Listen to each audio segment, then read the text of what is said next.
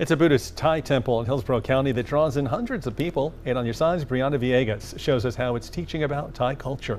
Shifting focus now, you will not believe this story. Have you heard of death meditation? Yes, something like that actually exists. And as the name suggests, this is no ordinary form of meditation. The strange happenings in a Thai temple began to trend after a quiet investigation got publicized. But what authorities have just discovered at the temple has completely shocked the world. Hidden within its sacred grounds were 73 corpses, of which the abbot claimed were used for death meditation, a chilling practice meant to confront the fear of mortality. As if that wasn't disturbing enough, over 600 crocodiles were also found in the temple's ponds.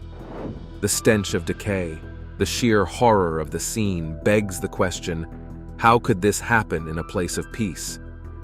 Join us as we reveal the dark truths behind this shocking discovery. The shocking discovery at the temple. On November 22nd of this year, officers raided a temple in the Phichit province, and when they arrived at the famous Thipaksong Pa Sangnayatham temple in Pothale, they found a large compound with an open meditation area that looked nothing like the evil that it contained. After much searching, they found 73 dead bodies. A priest in Thailand was found hiding 73 corpses. That's right, 73 dead bodies. Shocked, the police took in the abbot who was in charge of the temple, Pra Ajarn Saifon Fandito, for questioning. He claimed that the bodies found were used for death meditation, a practice to help monks face their fear of death. This discovery was made inside the bamboo pavilions. In each pavilion, police found 4 to 5 coffins. Some coffins were sealed, while others showed bodies in different stages of decay. What other terrifying things would be found in the temple?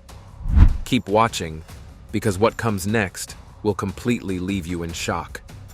The monks found in the temple told the police that the corpses were people who had given their bodies to the temple before they died. They also claimed the bodies were either disciples or family members of disciples.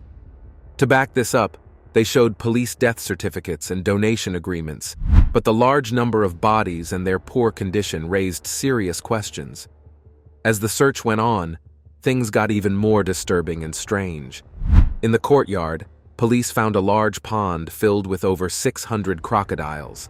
The monks called it a wishing well. Additionally, the temple's courtyard contains a large crocodile pond. With over 600 crocodiles, it was said to serve as a wishing well. And said it was off limits to visitors. Only from a distance could people see the crocodiles. The purpose of these crocodiles was unclear, making things even stranger. Reports also showed that the land for the temple had been donated by loyal followers. Many of these people believed in the abbot's spiritual powers. Fra Ajarn Saifon Fandito was famous in the area for his unusual teachings. He claimed to have special abilities like seeing the future and hearing things others could not. His followers respected him, but the methods he made use of were dark.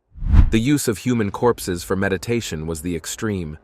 The abbot defended himself by saying the bodies were necessary for meditation. He called this practice his personal idea to help monks face death and grow stronger spiritually.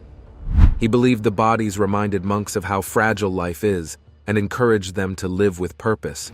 But the authorities were not convinced due to sheer horror of how the dead bodies were kept. The number of bodies and how they were hidden seemed very suspicious. Things will take a darker turn some days later. On November 26th, police found 32 more bodies at another temple in the Bang Monag district. This temple was also connected to the same strange abbot. He often traveled to teach his strange methods. This new discovery raised fears that there could be even more bodies hidden in other places. The investigation revealed that the temple attracted many visitors and followers. People went to learn from the abbot's unique teachings, but the crocodile pond, which seemed like an ordinary feature, added to the horror. Why were so many crocodiles kept there? No one knows. After the whole discovery was brought to light, the police swung into full action. What exactly did they do? Stay tuned to find out. Police actions against the Thai temple. The search for human remains in the Phichit province came after the discovery of 12 bodies at another monastery in nearby Kamphaeng Phet province. According to local media, police in Phichit were investigating whether the practice of using corpses in meditation was becoming widespread across the region. Authorities moved to secure the scene found in Thipaksong Pa Sangnayatham Temple and began by seizing the corpses found within the temple grounds. This was done to preserve evidence and to facilitate an in-depth investigation into the matter. The corpses were transported to forensic laboratories where experts began the process of identifying the remains. This involved DNA testing and other scientific methods to determine their origins and how they came to be at the temple. Searches were done at the temple to find out about any other important evidence that could be used. Law enforcement officials searched storage areas, meditation halls, and other parts of the temple to ensure no remains or illegal materials were overlooked. They also made sure to document their findings and took detailed photographs of the site to support the case. The police also launched a formal inquiry into the practices of the temple and its abbot. They also questioned the temple's leadership and staff about how and why human remains were being used. They sought to understand whether these practices violated Thai laws, particularly those concerning the handling of human bodies and ethical treatment of remains. The police also interviewed witnesses and community members who might have knowledge of the temple's activities. Kom Patarakul Prasert, the director of the Phichit Office of Buddhism, spoke to the Bangkok Post and said that the inclusion of bodies in meditation was unusual. He explained that when he asked Pra Ajarn Saifon Fandito about cadavers, he was told there were none. He mentioned that he planned to discuss with local clergy leaders whether this practice was appropriate. Phichit police stated that they were working together with other relevant Buddhist authorities in other provinces to investigate how common this practice was. They emphasized that they were continuing their efforts to understand the extent of the issue and gather more information about the use of human remains in meditation rituals. Alongside the police investigation, the National Office of Buddhism in Thailand also took action. This government agency, which oversees religious institutions, ordered the temple to cease all activities related to the use of human remains. Officials also placed emphasis on the importance of upholding Buddhist principles and protecting the reputation of religious institutions in Thailand. They also began their own investigations to determine whether the temple had violated religious laws or misrepresented Buddhist practices. As news of the discovery spread, there was increasing pressure on the Thai government to address the situation. The government released statements condemning any misuse of human remains in religious practices. Officials stressed that while Thailand respects spiritual diversity, actions that potentially harm others or violate laws cannot be tolerated. The government called for transparency in the investigation and pledged to hold accountable anyone found guilty of illegal or unethical activities. In response to public outrage, the Thai authorities emphasized their commitment to protecting religious integrity. They reassured citizens that strict measures would be taken to prevent similar incidents in the future. The government announced plans to review and, if necessary, revise regulations governing the use of human remains in religious or spiritual contexts. This isn't the first time that such horrifying reports have come out of Thailand in recent times. To find out more, keep watching. Other similar reports about horrifying practices in Thailand. In recent years, Thailand has faced several disturbing and controversial practices connected to religion, especially within Buddhist temples. These events have caused a lot of debate about where the line should be drawn between religious freedom and what is morally right. Some of these practices have been very upsetting, making both the public and the authorities question whether they are legal or ethical.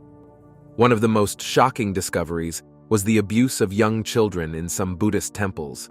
In Thailand, many young boys are sent to temples to become monks. Families hope the boys will receive good education and spiritual guidance, but in some temples, these children have been mistreated. Reports have shown that some temples have forced young boys to work long hours cleaning the temple, doing other chores, and even performing hard labor. The boys often do not get enough food or rest. Some temples have also been accused of physical maltreatment and, in the worst cases, even inappropriate exploitation. Now to the shocking accusations of sexual abuse at a Buddhist temple in Santa Ana. 8 women have now come forward saying that they were assaulted as children at the temple. They say the temple had a culture of abuse. Authorities have started investigating these temples to stop such practices. But sadly, these kinds of problems still exist in some areas of Thailand. Another disturbing practice involved the selling of fake relics. Relics are parts of the body of a monk or items connected to them, believed to have spiritual power. Many people in Thailand believe these relics can bring good luck or protect them from harm, but some temples have been selling fake relics. These fake relics are often sold to tourists or followers for a lot of money. The public was outraged when it was found that some monks were selling what they claimed were the bones of other monks. But these relics were actually fake and had no real spiritual value. This practice has hurt the reputation of Buddhism in Thailand. It also raised concerns about how some people use religion to make money instead of following true Buddhist values. There's also the issue of monks living luxurious lives while preaching modesty. Buddhist monks are supposed to live simply, avoiding material possessions. They are meant to lead humble lives, focusing on spiritual growth rather than wealth. But in some cases, monks in Thailand have been found living in luxury. Some monks have expensive cars, jewelry, and even luxury homes. One of the most famous cases involved a monk named Phra Dhammajayo, who led a wealthy Buddhist sect. He was accused of stealing millions of dollars from his followers. This money was reportedly used to support his luxurious lifestyle and to build a grand temple. Many of his followers were shocked and upset to learn that the monk they trusted was living a life of excess while preaching about spiritual purity. This case caused a public outcry and led to calls for stronger rules and more oversight of Buddhist leaders. There has also been a rise in so-called magic monks. These monks claim to have special supernatural powers. They say they can perform miracles like curing diseases, bringing wealth, or protecting people from harm. Some of these monks charge large amounts of money for their blessings and services. They use rituals, chants, and magical amulets, promising that they can help people in powerful ways. But many of these promises have turned out to be false. In 2017, a well-known monk was arrested for selling fake amulets. These amulets were said to bring good fortune, but turned out to be worthless. When the followers found out they had been scammed, they were angry and demanded justice.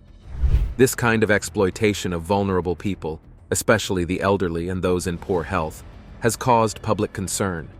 It has also led to calls for greater control over monks who claim to have special powers. Some monks have also been accused of encouraging their followers to give large donations in exchange for special blessings. In these cases, the act of giving is no longer about devotion or gaining spiritual merit. Instead, it becomes a transaction where people pay for spiritual benefits. This has caused worries that some monks and temples are using religion to exploit people financially. It goes against the true teachings of Buddhism, which emphasize kindness, humility, and generosity. These troubling practices have made many people in Thailand and around the world question the role of religion in society. Buddhism is a well-respected and popular religion in Thailand, but these scandals show that some individuals have used it for personal gain. The government in Thailand is working to address these issues. They have started investigations and have made efforts to control these harmful practices. But the question remains, how can religious freedom be protected while also ensuring that people are not harmed or exploited? These scandals show that stronger rules are needed. More accountability is necessary to make sure that Buddhist practices in Thailand are in line with ethical standards and the true values of the religion. In the Middle East's heart, specifically on the eastern shore of the Mediterranean Sea, Israel boasts a geographical and strategic significance that belies its modest size. Its unique position at the crossroads of Asia, Africa, and Europe has shaped its history and continues to influence its present and future. Lebanon borders the country to the north and shares a border with Syria to the northeast. To its east, it is bordered by Jordan, and to the southwest, Egypt. The country covers over 8,500 square miles and is home to 9 million citizens of different blends of cultures, with the Jews being the majority and the Arabs being the largest minority. The most significant history of the Jews in Israel is a long and complex narrative that spans thousands of years. Their origins can be traced to the patriarch Abraham, who is said to have settled in Canaan, the ancient name for the region. The land of Israel played a central role in forming the Jewish identity. It was divided into two kingdoms, Israel in the north and Judah in the south, with Jerusalem as its capital. These kingdoms had a succession of kings, including King David and King Solomon. In 586 BCE, the Babylonians conquered Jerusalem, destroyed the first temple, and exiled many Jews to Babylon in the Babylonian exile period. After the Babylonian exile, the Second Temple was built in Jerusalem as a religious and cultural institution for Jews. During this period, there were multiple revolts against foreign rulers, and in 70 CE, the Romans destroyed the Second Temple during the First Jewish-Roman War, resulting in widespread Jewish dispersion. Following the destruction of the Second Temple, Jews were scattered across the Roman Empire until the late 19th and early 20th centuries, when the Zionist movement emerged, advocating for establishing a Jewish homeland in Palestine. After World War I, the League of Nations granted Britain a mandate to govern Palestine, causing a significant increase in Jewish immigration to the region. Not long after, on May 14, 1948, a declaration establishing the State of Israel was read and published. This declaration came shortly before the end of the British Mandate and was followed by a war with neighboring Arab states, the 1948 Arab-Israeli War. Some of the conflicts endured by Israel with its Arab neighbors are the Six-Day War in 1967 and the Yom Kippur War in 1973. Israel has since signed peace agreements with Egypt in 1979 and Jordan in 1994 and has negotiated peace with the Palestinian Authority. Israel is making significant efforts to become more modern, yet its biblical history makes it established as a historical land with significance in different religions. Let's discuss the significance of Israel to each of its major religions. Israel holds profound significance to Christians due to its central role in the biblical narrative and the life of Jesus Christ. It is often called the Holy Land because it is the setting for many significant events in the Bible. Bethlehem, a city in the West Bank, is traditionally believed to be the birthplace of Jesus Christ. Bethlehem's Church of the Nativity is a significant pilgrimage site for Christians worldwide. The Gospels in the New Testament of the Christian Bible describe the life and ministry of Jesus Christ, much of which took place in the region that is now Israel. Important locations and critical events like the Last Supper, crucifixion, and resurrection are believed to have occurred in Israel. For centuries, Christians worldwide have undertaken pilgrimages to the Holy Land to walk in the footsteps of Jesus and deepen their faith. For Muslims, Israel holds a complex and multifaceted significance rooted in its connection to their history, religious sites, and cultural identity.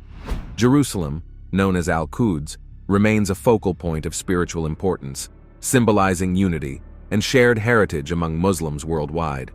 The Dome of the Rock, an iconic gold-domed shrine in the Old City of Jerusalem, is believed to mark the spot from which the Prophet Muhammad ascended to heaven during the night journey. It is a visually striking symbol of Islamic heritage and faith. For the Jews, Israel is their historical homeland, housing the Western Wall, Wailing Wall in Jerusalem, a remnant of the Second Temple, one of Judaism's most sacred sites.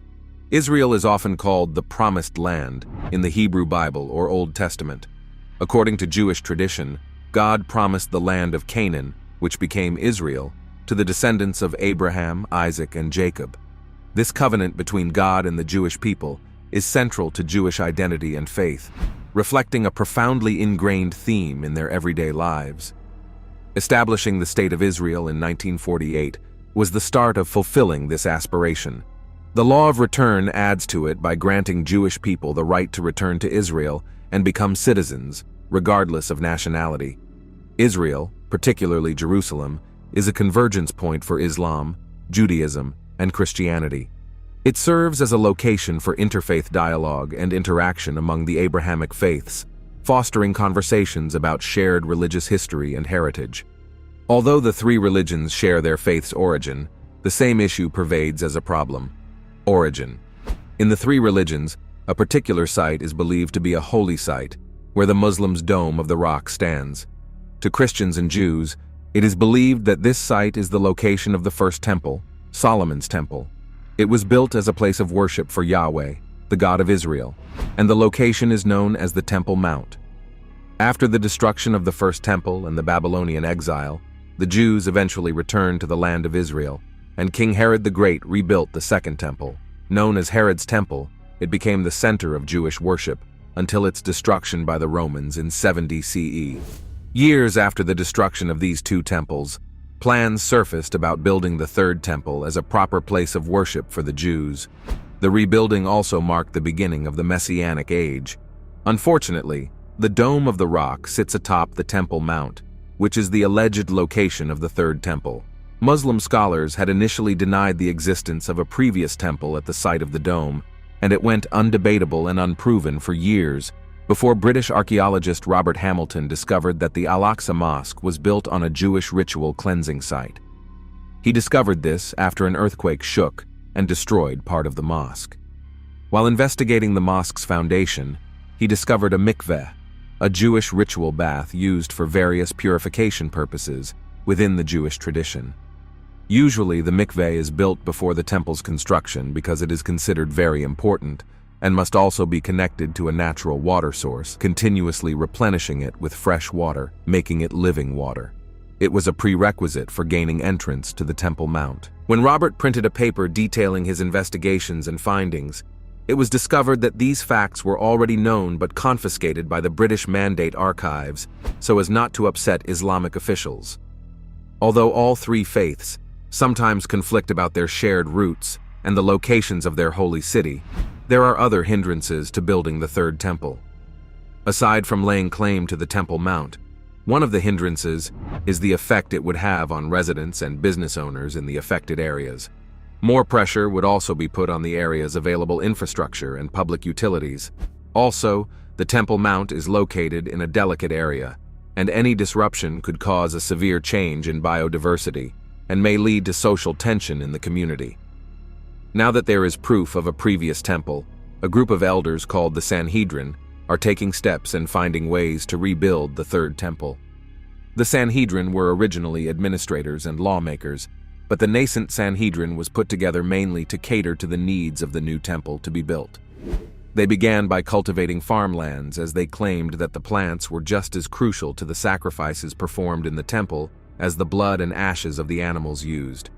They also try to recreate Israel's natural environment during biblical times by working with government agencies and environmentalists to grow trees and participate in other land conservation efforts. While several individuals and groups criticized the nascent Sanhedrin and have continuously questioned their authority and jurisdiction, the Sanhedrin has remained consistent and focused on rebuilding the temple, keeping the Jewish law, and readying all that would be needed before and after the temple is rebuilt. One such is the Kohanim. The Kohanim, or a Kohen, is a hereditary class of Jewish priests in Judaism, believed to be descendants of Aaron, the brother of Moses. Kohanim have special religious duties and privileges within Jewish tradition, and their lineage is significant in religious rituals and leadership roles. In ancient times, Kohanim played a central role in the religious rituals conducted at the temple in Jerusalem. Of course, the temple no longer stands, but Kohanim are still accorded special status in synagogue services and other religious functions. Kohanim are subject to certain restrictions, including limitations on whom they can marry. This is part of what the Sanhedrin train them on, including the handling of the temple ceremonies and the equipment used on the altars and offering burnt offerings. The burnt offerings usually performed in the temples consist of plants and the blood of some animals. However, some sacrifices are specific to the type of animals, like the purification ritual before entry to the Jerusalem temple, or taking part in holy activities after coming in contact with a dead body, one of the impurest forms. This ritual has not been performed for a few centuries for two reasons: the absence of the second temple and the rarity of the red heifer. What is the red heifer, and what is its significance? According to Jewish law, the red heifer must be a female cow that is entirely red, including its hair, skin, hooves, and even its internal organs. It should have no blemishes or marks that would disqualify it from the ritual. The red heifer is slaughtered and burned whole outside the camp, and their ashes are stored cleanly, mixed with water in small parts for each use to create a purification solution.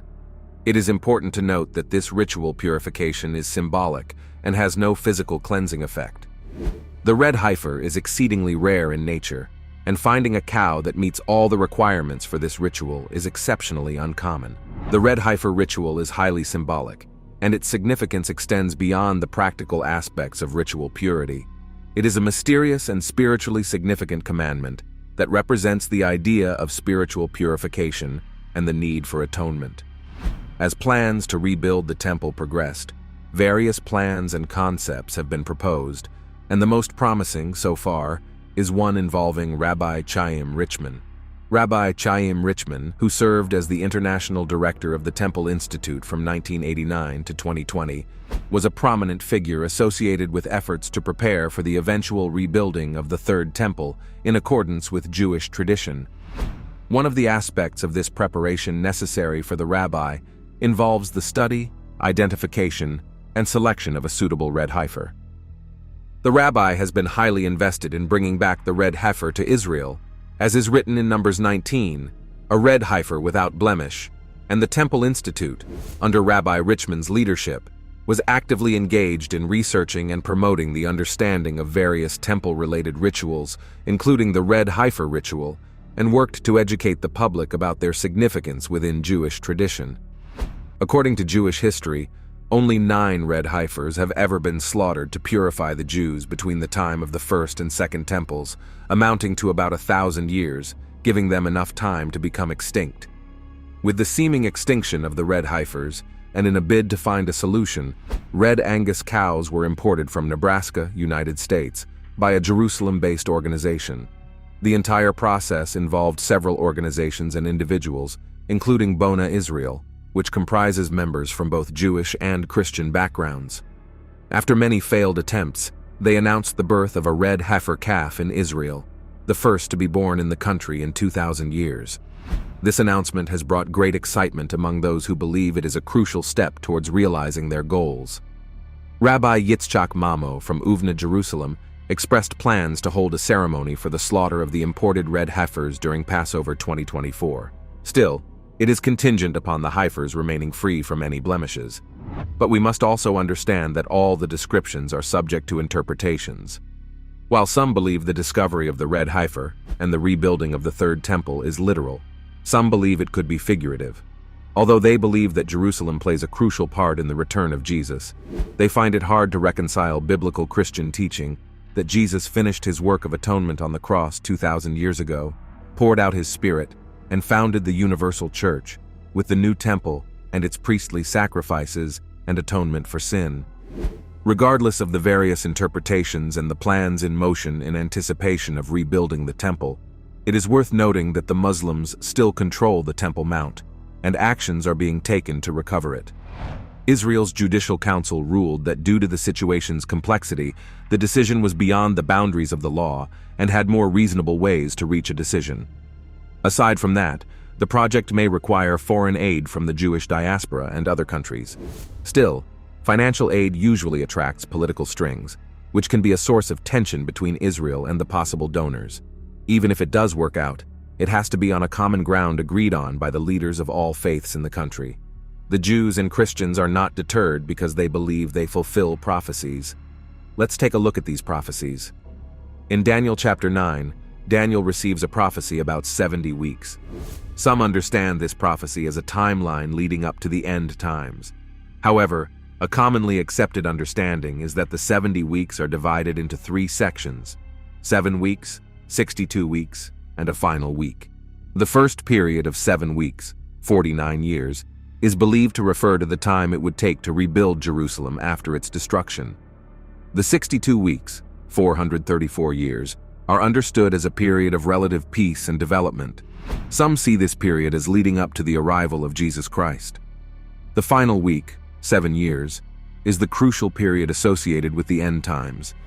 During this week, many significant events are anticipated, including the establishment of a covenant, the cessation of sacrifices and offerings, the arrival of a desolating abomination, and the pouring out of decreed desolation upon the desolator, the Antichrist. When this occurs, it would signal the start of a time of great suffering and punishment, which would last until the end of the 70 weeks. The predicted Antichrist in the prophecy in Revelations 13 might be the political leader who would covenant with the Jewish leaders to rebuild the third temple, fulfilling some of the prophecies. Doing this could become a world power, and religious and political leaders would willingly follow him. Many Christians believe that the Antichrist will lead the forces of evil in the final battle against Jesus Christ, also known as Armageddon. Armageddon is a term mentioned in the Bible, specifically in the book of Revelation. According to the Christian interpretation, Armageddon symbolically represents where a final battle between good and evil will occur at the end times. It is referred to as the battle of that great day of God Almighty in Revelation 16:14. Armageddon's exact location is interpreted as either a literal or symbolic place. The term Armageddon is derived from the Hebrew phrase Har Mageddon, which is translated as the Hill of Megiddo. Megiddo refers to an ancient fortified city strategically positioned along the Via Maris, an important trade route in ancient times. Due to its historical significance as a site of conflicts, Megiddo became a powerful symbol representing the final battle in the context of Armageddon. The Bible contains many passages speaking the signs of the end times. Matthew 24, verses 6-8 in the Bible, speaks of wars, rumors of wars, famines, and earthquakes as signs of the end times. Again, in Revelation, the four horsemen of the apocalypse are described as a metaphor to represent various disasters, such as conquest, war, famine, and death. The book of Revelation gives a more detailed account of the Battle of Armageddon, a final epic war on earth. The armies of the Antichrist will come together against the armies of heaven led by Jesus Christ, which will lead to a definite and total defeat of the forces of the Antichrist. This will mark the ultimate victory of good over evil, putting an end to all evil and the reign of the Antichrist. After the battle, the kingdom of God becomes established on earth in a millennial reign of peace, where Christ reigns and rules on earth. This establishes Jesus Christ as the Messiah and King of the world, whose wishes no one can go against. After this, the final judgment will occur, and the good will be rewarded with eternal life, while the wicked will be punished. Armageddon incites fear in the hearts of men, and the concept surrounding it reminds us to live in faith and righteousness in preparation for the ultimate judgment by God. Even people who initially have no fear or are nonchalant about the concept are getting more anxious with news of wars breaking out, disease outbreaks, and false prophets. Now it is easier to convince people of the second coming of the Jesus, and it might happen very soon. Repentance is the widespread message now, and getting people ready for rapture. Are all these coincidental, or are prophecies rapidly being fulfilled? No one knows for sure, but all are urged to work on the path and way of righteousness. Thanks for watching this video to the end. Let us know your thoughts in the comment section. Also, like and subscribe to this channel for more updates. What are your thoughts on these horrific practices in Buddhism found in Thailand? Let us know your opinions in the comment section below. Do not forget to like this video and subscribe to our channel. Click on the next video displayed on your screen. You will enjoy it.